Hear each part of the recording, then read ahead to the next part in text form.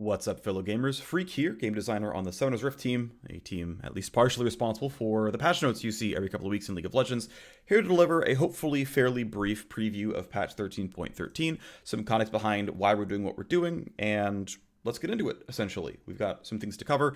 What is in the patch, what isn't in the patch. First things first, we are doing some pro play changes.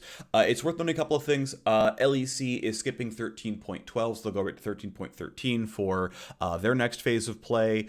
13.13 itself is actually going to be a 3-week-long patch, so 13.14 is going to come 3 weeks after 13.13, so there's an extra emphasis on making sure we sort of fix things that are out of line right now, and then some longer term projects can wait a little bit longer.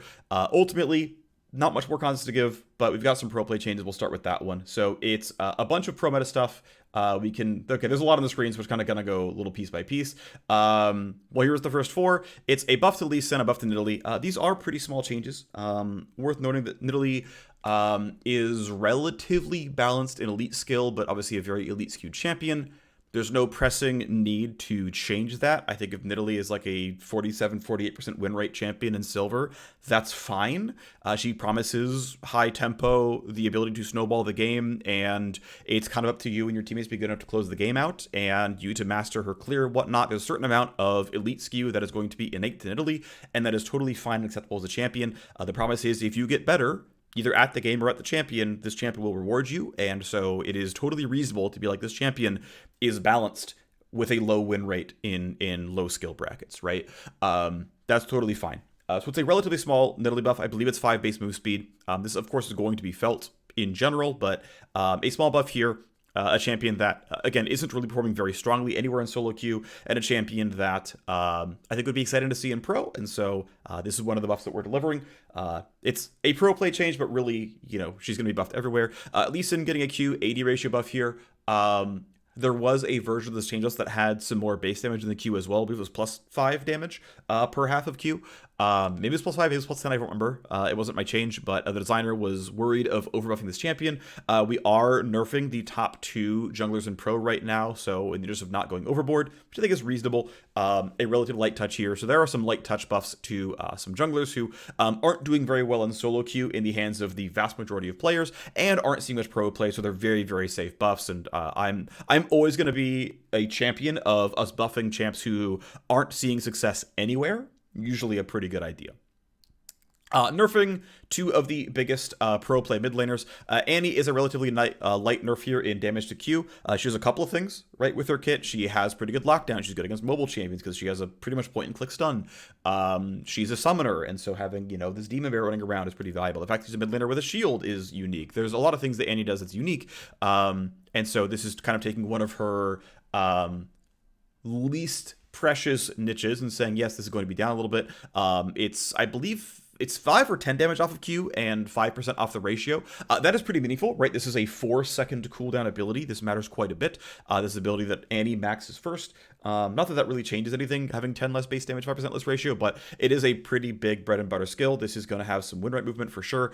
And there's a decent chance that Annie does get kicked out of the top spot in pro. Keep in mind that Azir is getting some play right now. Rise, I think we expect to be reasonably good in 13.12. Only the LCS is on the patch right now.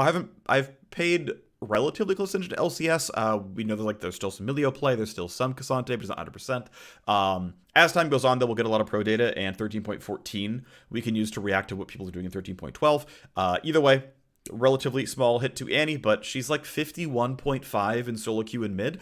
I want to point out one thing, which is one of the tightest correlations you can draw to generic win rate observed in live League of Legends. One of the tightest correlations available is simply how shallow their mastery curve is. That for the vast majority of champions, being easy to play directly correlates with their win rate being high, because most people are not experts at their champions.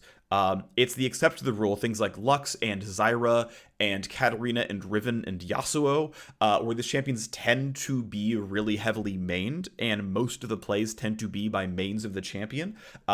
Those are the exceptions to the rule. Most champions, their win rate is heavily deflated because people aren't forget the champion yet. Cassante is a very prime example of this one, where someone, I'm sure there's going to be Reddit comments, like next time we nerf Cassante, of like, what we're going to have, 42%, and it's like, dog, Cassante's mastery curve is like a very steep curve, sharp line up and to the right, and it like doesn't slow down for a while. So observed win rate is often fake. It's true in the sense that like the champions really are winning these mini games, but observed win rate is not it is an okay measure of power, but you're measuring a lot of other things. Win rate is just, it's not strictly power 1-to-1.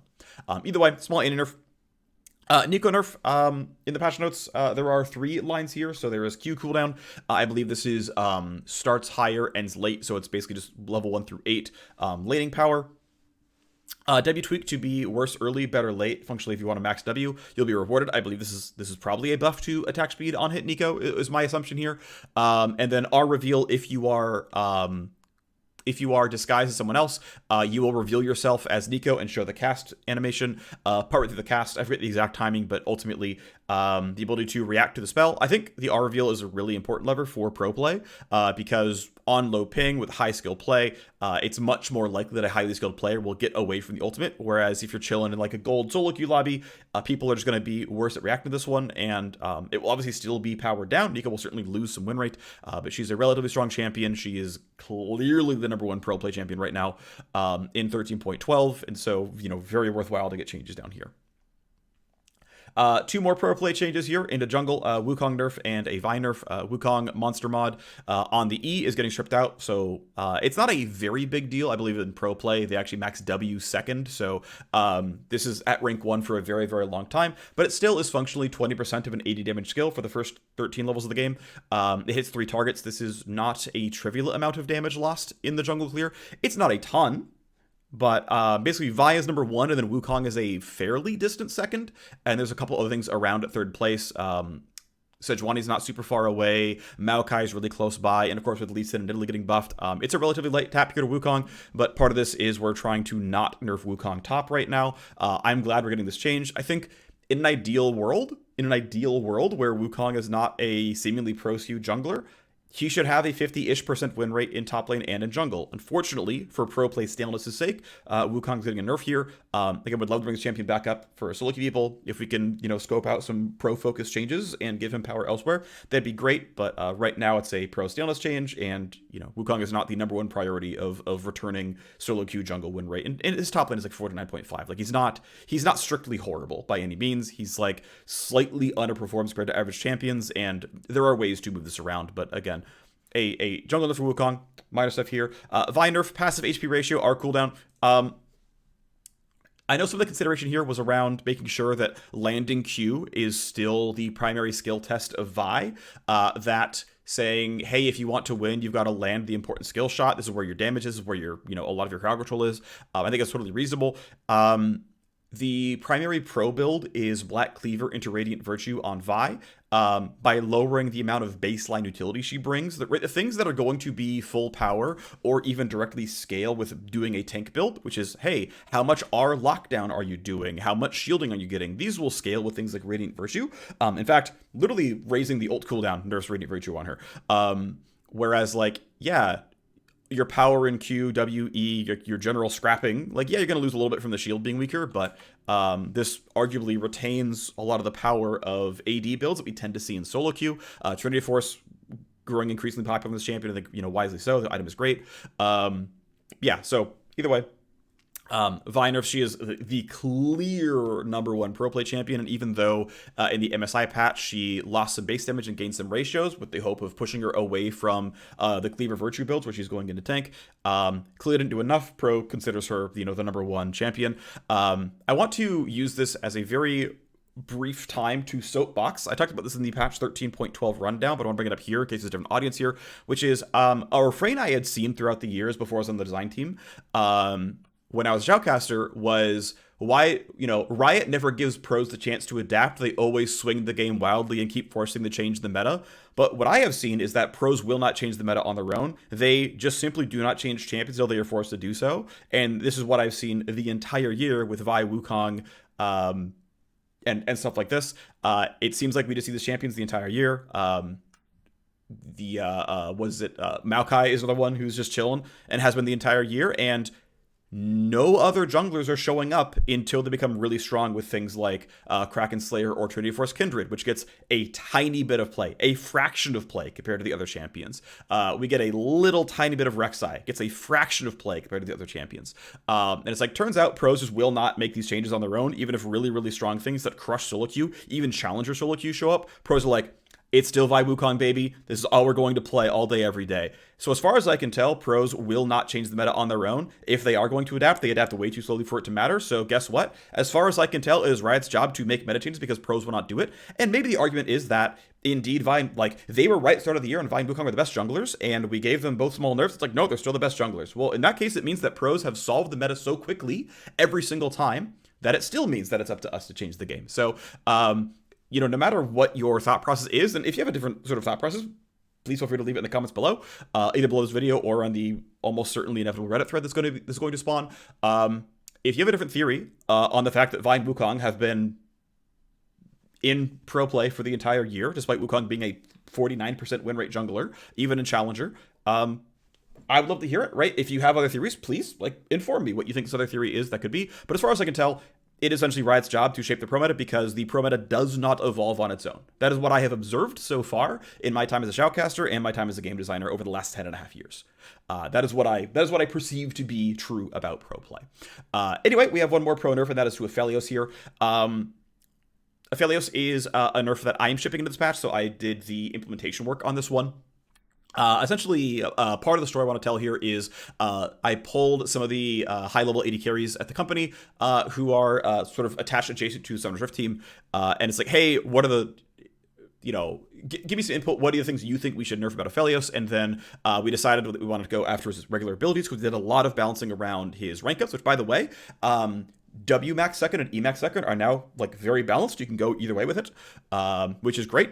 Aphelios has an extra skill expression here of, do you want to get the attack speed to kill frontline? Do you want to go lethal to kill backline? I think that's great. Good for him.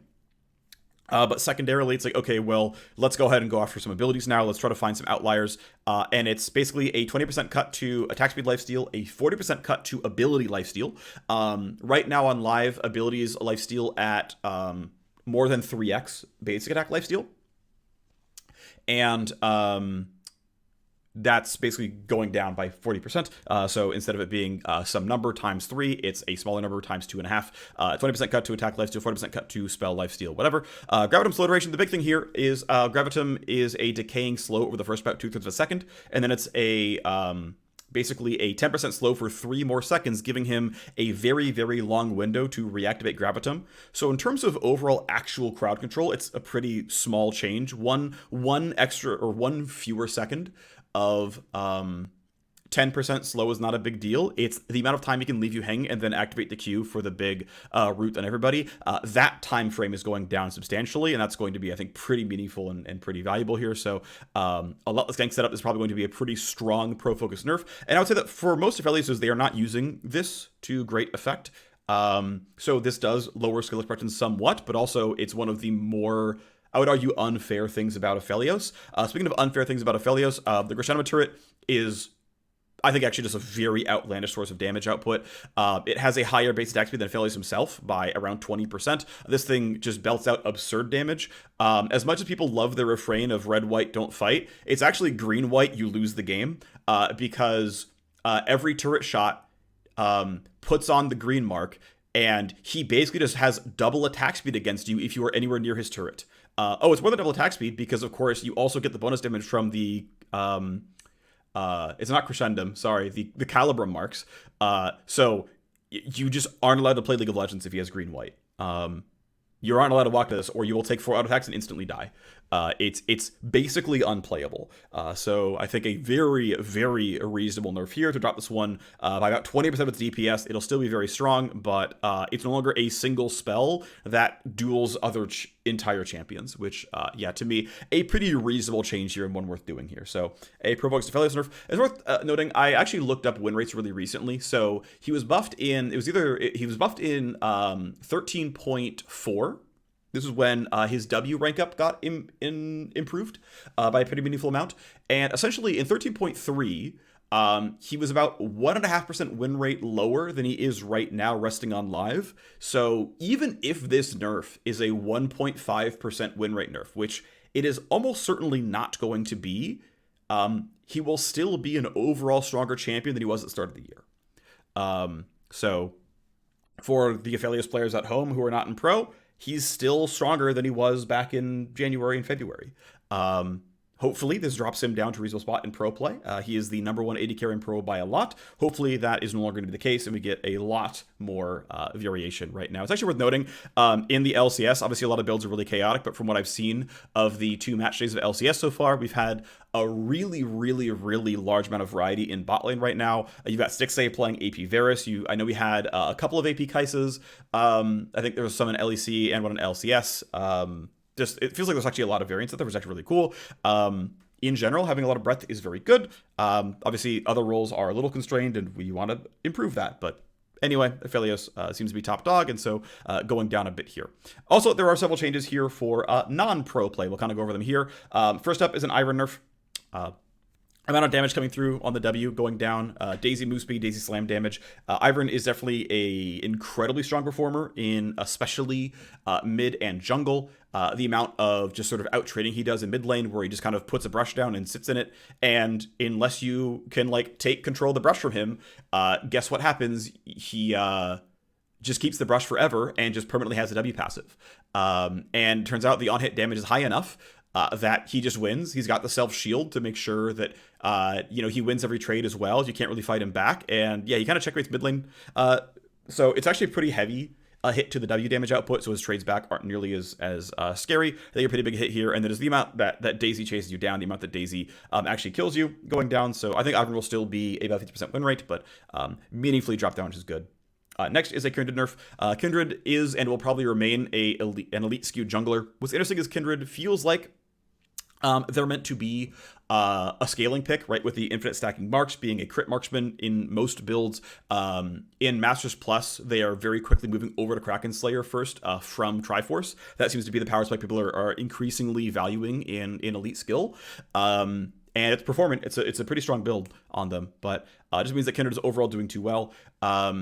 So despite the fact that Kindred is kind of promising this late game scaling fantasy, which I think is totally reasonable and a valid strength this champion to have with poaching marks and scaling up and having all the range and whatnot, and I don't think Kindred is ever going to lose that as a considered strength. It's like, okay, well then I implemented the Kindred changes, and it's going for early game safety, where Kindred is actually also a very, very good invade champion.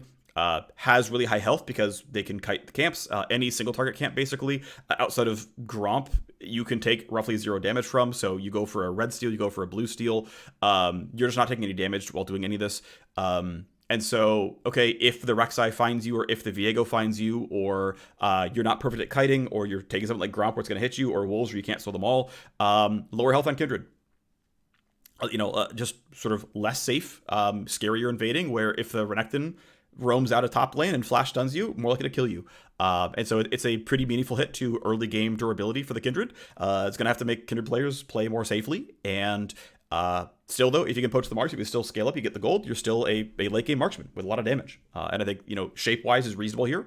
And cuts out a strength that is obviously very, very strong, but not required for Kindred to be a good champion. Next up is a Rexai nerf. I ended up implementing the Rexai nerf, although most of the design work came from someone else. This is obviously, it's a simple change, right? It's 2 stats here. But essentially cutting down on some early game here from Rexai as well. I don't think there was a problem with Rexai being an early game champion, generally speaking. I think it's actually okay. It's good for champs to have different power curves.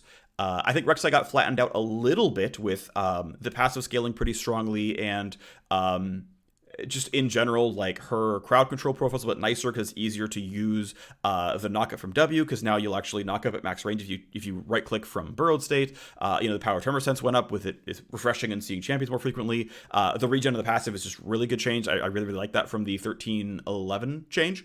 I think that was really good. But ultimately, what it comes down to is Rexai is just doing too well. Obviously, the changes were a lot of buffs. We're generally pretty happy with the shape of the champion. Going for a bit more of a bruisery build, less so assassin, right? Has a bit more of a fallback pattern as a result, but is doing too well, especially in my opinion as well. Like doing too well in the early game. And so it's a very simple change. It's base AD, it's base health. This is, and I actually think long term, I think it is actually correct for us to, generally speaking, nerf junglers early game PvP damage. I think one thing that was really good that I wasn't part of it, but that we took out that I wish we hadn't, was all the stuff around like Lizard Elder and the red and blue like machete smite upgrades. Because telling junglers you've got to spend your first 1,000 gold on items that give you no PvP stats was a good way to keep junglers from absolutely running over everybody in the early game. Because right now, essentially, you can roughly full clear into Boots of Lucidity, and then at 4 minutes into the game, most people probably haven't recalled yet. Maybe the mid laner did their last chapter recall, but like you're level 4, the other people you're probably level 4 before them. Especially for bot lane, you've got boots too. They don't have boots. If you're in top lane or bot lane, the lane is long. You have 330 move speed. Hecarim is 400, and guess what? You just die because Hecarim wants you to die. And a certain portion of junglers get to go buy boots too on their first recall and then kill you is rough. I think a lot of what is making jungle OP, and jungle seems to be pretty demonstrably an OP role, is the degree to which they absolutely slam everybody in the early game, and just wherever the jungler decides to be, that side of the map wins the game. And often this means your top lane is now over because the Renekton got the kill instead of the jungle Rexai.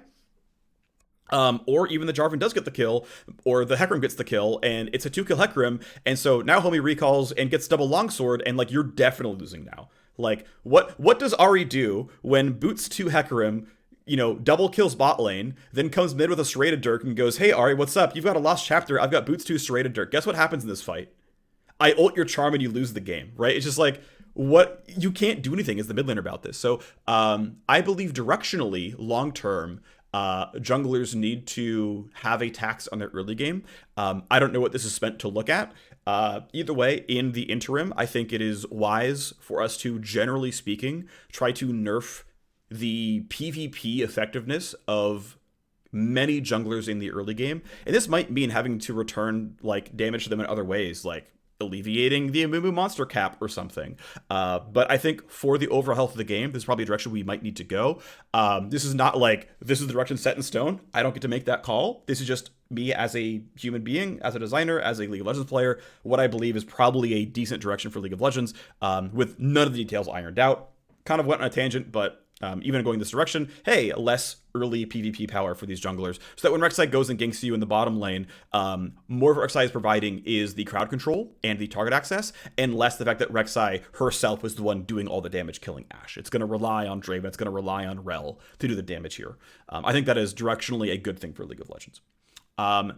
The final champion change here is an AP Varus nerf. AP Varus has finally caught on in top lane. It's funny, there was it was a Korean influencer, I forget which one it was, Dobby, maybe, I could be wrong. Either way, Varus top's like overall pick rate went from I think like 0.2% to like 8% or something, I forget, but it went from like under 1% of all League of Legends games had a top Varus to like almost 10% or something like that. It like heavily increased the number of AP Varus tops out of nowhere.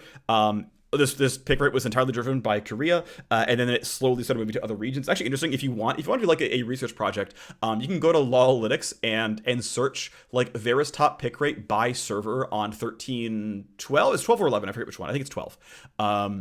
And like seeing like who adopted this more quickly and like looking at pick rate movement, I think it's very interesting. If you want to, feel free. It's like fun to like see what kind of happens there and like which servers are paying attention to Korean solo queue more than others, because there was like a clear difference in like, oh, this got picked up in other Asian regions and NA, and like it wasn't happening in Latin America, it wasn't happening in Brazil, it like wasn't happening. It's interesting to like see how quickly it spread. I think it's always kind of a fun thing to look at. Either way, yeah, AP Varus absolutely turbo stomps tanks, and I think to a very unacceptable degree.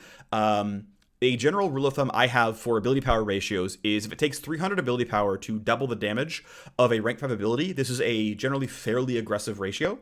There are much more aggressive ratios out there. Singed Q is one, and deservedly so. Singed doesn't have really any other ways to scale his damage, and he maxes it first, and if you want AP to become his champion, it's all got to be in Poison Trail. Totally reasonable to do this. You've got other champions, like Elise, where this thing already has % health damage on it. You don't need that aggressive an AP ratio because the Q already scales with, like, if my champs that I'm hitting have more health, well, Neurotoxin just does more damage because their current health is higher.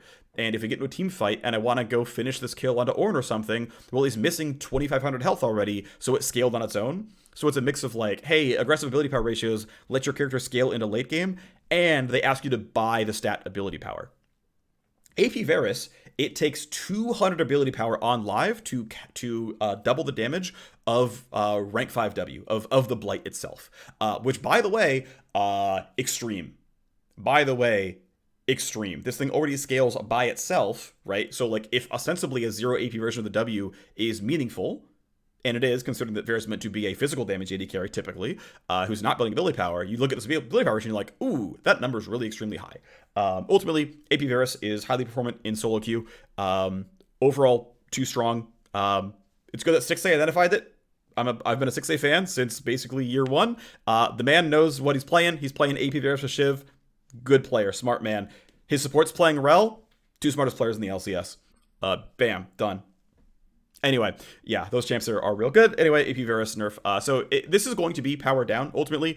Losing 1% max health per Blight pop and getting 5 damage on hit per 100 ability power. Yeah, guess what? That's not really a fair trade. This is a nerf to AP Varus. It is less of a nerf to Rageblade Hurricane Varus, which is the primary way he is played in bottom lane, last I checked. The vast majority of bot lane Varuses are doing Rageblade into Hurricane into Shield Bow. That is his most common build. There, of course, are some Nashor's Shiv guys out there. There are some AP builds out there, of course, but for those characters, like, well, you're applying Blight way more often than you are popping Blight via the Rageblade, via the Hurricane, via the fact that your spells are not going to be a lot of cooldown to play around this. And so it's going to be treading water a bit more for the Rageblades, and it's going to be clearly a nerf for the Nashor's builds that are popping tanks from nearly full health. Static Shiv is getting a pretty big update. There was a different version of this on PvE a while ago, but I'm going to talk about why Static Shiv is getting these changes. So the design goal behind Static Shiv in the first place was this is an item that is meant to give a meaningful amount of wave clear without being illegal. And this meant that, and I could have done a better job on the very first patch, and I didn't, and that's on me for not having a stronger version of this item. But Static Shiv launched in 1310 weak. It eventually got buffed to be strong enough as an item, and Shiv is now a performant AD carry item, not just on AP AD carries, not just on Kaisa Internationals, not just on Varus Internationals, but it is performant on Sivir, it is performant, it is fine on Ashe, it is good on Zeri, not even with AP builds. There's several times it's actually good on it. I believe it's actually best in slot even on Jinx as well. Basically anyone, so anyway, the design goal, to get back to it, was this should give you very strong wave clear, but even though I got this feedback, it was like, hey, I see that Static Shiv leaves these cash minions at really low health. Would you consider giving it an execute? And I was like, no, I do not want this item to one-shot cast minions. You are supposed to have to do the rest of the work yourself to at least walk up an Oddwood or cast a spell or something. And sure, Sivir W exists. And by the way, the bounce range on Shiv exactly mirrors Ricochet. So if Shiv will bounce, Ricochet will bounce. So yeah, Sivir is going to kill the caster for free. She has to at least press W and has to buy Shiv to do it. But at least, like, she had to use her kit to do it. If you're going to play LeBlanc, okay, something like Ludens is going to pop, and Ludens will do the rest of the damage you need, or you just press W. But the design goal, the express goal was like, no, unless you are so absurdly ahead of the curve, this is not going to one-shot cast minions for you. And by 13.12, I buffed the numbers enough to where it's, like, the numbers are pretty close. The numbers are pretty good. If you're really, really over-leveled as like a Yasuo or Yone, where, by the way, the item is actually low win rate on them. They should just be rushing Gale Force every game, as far as I can tell. It's like, okay, I'm okay if Yasuo and Yone are a little bit over the line here. It's probably going to be fine. But no, Shiv is going to come close but not kill the cast minions. You have to do the work yourself. You have to find a way, either through your kit or through your own actions of auto-attacking. You've got to kill these things yourself. And the thing I overlooked, and I was like, okay, but, in the case of, like, Shiv, Rageblade, Nashor's Kaisa, okay, you get this cool, unique benefit of these hybrid champions and get to one-shot the casters if they're really far ahead, because the minion mod, like when this item first shipped, was only 2.25x, so the base damage was a lot lower, so you had to get 100 extra damage to one-shot casters early on, and it was like, yeah, maybe they'll get there, but, it's going to take investment, and so that's fine. That'll happen at 3 items. And then, of course, the base damage went up, the minion mod went up, and then suddenly it was very, very easy. It was like, oh, you got a Dark Seal, or you got a Blasting Wand, now you one-shot casters. Like, okay, that's happening way too rapidly. This is happening too early. It's my oversight, to be fair, right? It's my fault that this was easy to do. But ultimately, I don't want this rule to be broken. You are not meant to one-shot caster minions, so you will no longer one-shot cast minions. There is no AP ratio on the minions because this has been intentionally tuned to not one-shot cast minions, and this rule shouldn't be changed. In retrospect, when I first designed the reshape of this item and shipped it, I should have made the minion damage its own bespoke calculation instead of taking the regular damage and multiplying by 2.5 or 2.25 in the launch version. I should have said, I'm just going to do the math separately, have a different calculation, and say, hey, by the way, when you hit minions, just use this other math instead. It completely divorced from what the item does normally. That's what I should have done, honestly. That's actually what I should have done for the item. But I didn't, and it meant that this item had a 2.25 AP or a 1.25 AP ratio, which is again, over the line, too good. And again, I don't want you to break this rule, so it should be 0. The AP ratio here should be 0, and so the AP ratio is going to be 0. The second thing then is the PvP damage. And this one is definitely contentious. I think there are compelling arguments for either side of doing this or not doing this. So I'm going to start with the argument for not making this change. Hey, items are allowed to be powerful, and players are allowed to be inventive and try out cool stuff, right? The AP Kaisa players out there, the AP Ezreal players out there, the LeBlanc players are figuring stuff out. It feels cool to be clever. It absolutely does. And if this is over-nerfed and it's non-viable, rip being clever, you're not allowed to play these items anymore, goodbye to you. You're not allowed to use this item, get bent. Right? That is an argument, a stance for you shouldn't nerf this item. The other stance, and I generally, am in this camp. As a player myself, I am not offended by Static Shiv as a player. I played Clash last weekend, and we were against a Shiv LeBlanc. We played some Shiv Zoe. My mid laner trolled once and went Shiv Seraphine. That was horrible. But regardless, it's hey, as a player, I was not offended by Shiv LeBlanc having an extra Lich Bane that sometimes bounced multiple people because she invested in the item. As a player, I didn't mind it. The part that I disliked was the fact that 2 Shiv procs would kill our cast minion line with Baron. Obviously, without Baron, it just gets one shot, and it's really hard to siege. So this is defensible no matter what, right? This is intentionally tuned and whatever. This one, I as a player am fine with this item being strong. I am, as a player, fine with this being a best-in-slot LeBlanc item because she likes to AoE Lichbane people once in a while, and she's good at charging Energize. However, I believe a large portion of players are offended by Static Shiv LeBlanc. That when they see that Perk's 35% of his damage came from Static Shiv, they go, Lamau, XD, Phreak shipped a bullshit item, overpowered, garbage, why didn't you see this coming? I don't know, I'm strawmanning. But the thing is, every mage item gives you 40% more damage. The 100 AP on Shadow Flame roughly reads deal 30% more damage. The roughly 15 to 20 average Magic Pen on Shadow Flame reads deal 10 to 15% more damage. Guess what 1.3 times 1.1 is? It's about 40% more damage. About 1/3 of LeBlanc's damage comes from finishing a Shadow Flame. About 1/3 of LeBlanc's damage comes from building a Luden's Tempest. About 1/3 of Akali's damage comes from getting a Rocket Belt and having the Magic Pen and the ability power and stuff. That's what items do. They increase your damage by a meaningful amount. In the case of AP LeBlanc, the only thing Shiv is providing is unique passive. The other stats are nearly useless, but it is still a 3,000 damage or 3,000 gold item that gives you about 1/3 more damage. That is the math of how things work. Now, to be clear, Static Shiv is currently best in slot on LeBlanc. It appears to be best in slot on Zoe. It doesn't appear to be best in slot on any other mage. I look at Kennen, it's worse than going Rocket Belt into Zhonya's or Shadow Flame. I look at Akali, it's worse than her going the normal stuff with Rocket Belt or Night Harvester into Shadow Flame or Zhonya's. I look at all these other champions like, no, it's only the champs who innately have a hard time wave clearing, specifically a hard time wave clearing, and are good at charging Energize. And this is Zoe, and this is LeBlanc. And then, of course, there's a champions who actually use all the stats well, and these are champions like Varus and Kai'Sa, where they have viable AP builds, and they're actually marksmen. But again, there seem to only actually be 2 mages where it's correct to build it on them. Again, the point still stands that I believe many players just get offended by the fact that this item exists, and I am erring very heavily on the side of caution. I've had other designers be like, hey, this might easily be an over nerf. And I'm like, you're right, this could very easily be an over nerf. However, I believe too many players can't handle an item that has an interesting, non-obvious interaction. And so, for game health reasons, this item has to be bad on mages. Now, to be clear, this item is very, very good on marksmen. There are many marksmen where Static Shiv is best in slot. I have seen, I guess I'll keep going on this for a little bit longer, which is, I've seen people say like, why don't you just give it an AD ratio? Why don't you just give it a crit ratio? It's like, this item is already tuned to be good. This item does not need to be even stronger. I don't need you to get lucky and one-shot cast minions. I don't need you to be Jhin or Rengar and have so much bonus AD that this now one-shots the casters. That's already illegal. This item is already strong. Its numbers are already where I want them to be for the most part.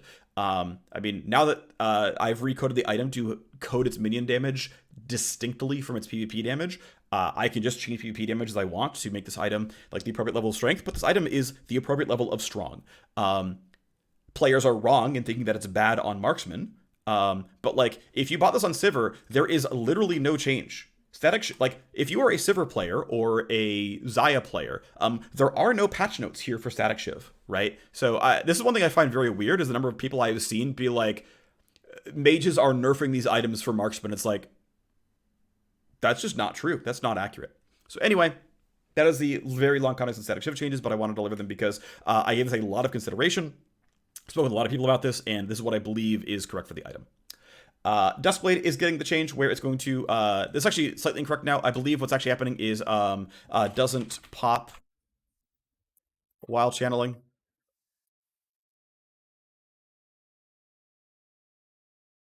So basically, if you are channeling, so if you are channeling Samira R, if you are channeling MF R, if you're channeling Katarina R, Deskblade will not fire. It will not give you the untargetability buff.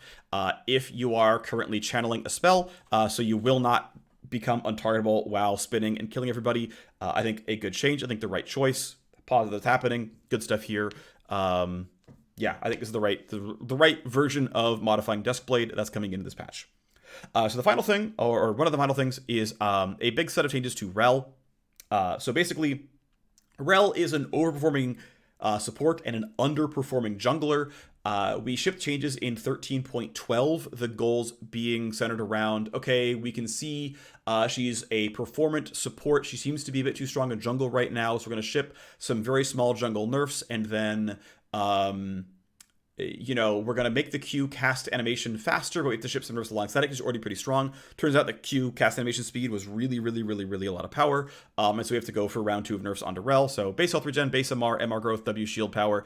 These are all going to be things that should affect her laning phase and her overall teamfight power as support. Of course, they are going to nerf jungle itself. We would like if jungle Rel was a viable champion. So Q monster damage is going up, especially in later ranks. This is going to be an incentive to max Q. W attack speed is getting flattened towards, I believe it's the rank 4 value of the ability. So one fewer reason to max W in the jungle. Again, go max Q in this champion if you're playing jungle. Q will be your highest DPS jungle ability by far. And then a bit of flat monster damage on the E as well. So essentially, look, more damage, more clear speed. Please go max the correct ability. And these hopefully compensate for these changes here at support. And Rel jungle is meant to gain quite a bit of power here by having a much better jungle clear.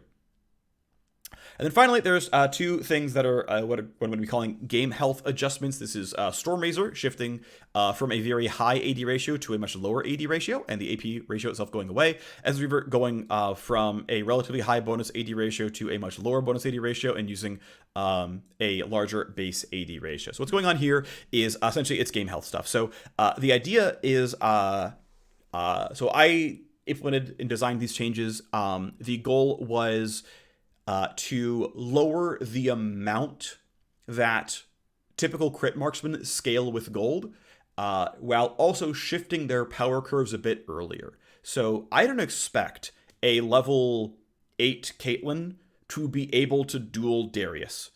If he has Ghost and he lands Apprehend, you will just die. And you're not going to kill him faster than he kills you.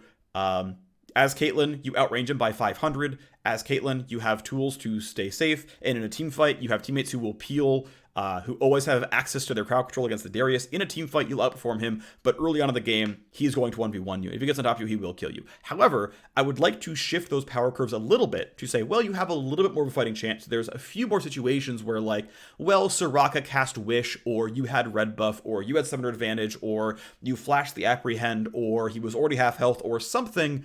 And there's a couple more fights out there where the AD carry wins because enough of the things were in their favor. And this is, well, Stormrazor is going to be stronger early. It's going to be stronger until you get 214 total attack damage, which is going to be roughly about 110 bonus AD to get there.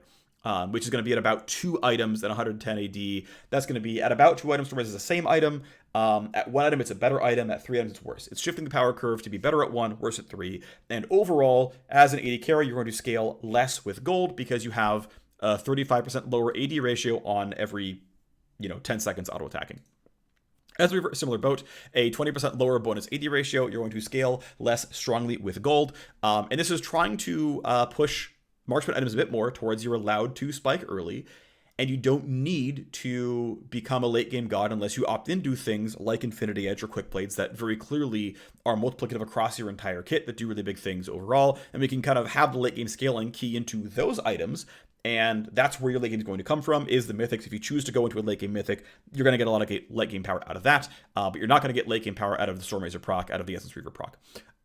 These are also directly Rengar nerfs. Rengar buys these items later on into his build. He gets a lot of bonus AD via Bone Tooth Necklace. It's really, really powerful. He gets a lot out of it.